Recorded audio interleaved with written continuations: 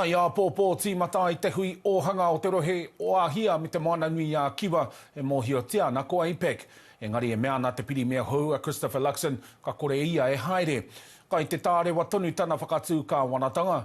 Ko te whakapai ia, he take nui kai te āta whiri hia, hei whakarata ia ACT i Aotearoa tuatahi, ano hoki. Anei a Tina Wycliffe. Ia te rā he tōranga pū te kai I runga I te iarere o te upoko o te ika. Kei te hui tahi ACT me Aotearoa tuatahi me nahinare I te rā nei. Kua roa tēnei mā ngai pāpāho e kawe kōrero porotiki ana. Kia tū hei kāwanatanga. Kāre tōna ohorere e haere tonu ana ngā whakawhitinga kōrero. Kei te hihia ACT pēr ki te pīkau I tōna kaupapa pōti I te tiriti.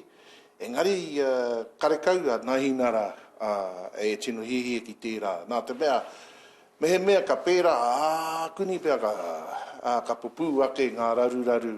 I wainga nui ngā hapuri. Rā ko te hapuri Māori, te hapuri Pāke, ka puta mai ngā kaki I whero. Me te kaupapa tāke I o atihia e nāhinara hei mahinga moni, arā he tāke motuhake mā ngā whairawa no tā wāhi, kia hoko whare I Aotearoa nei.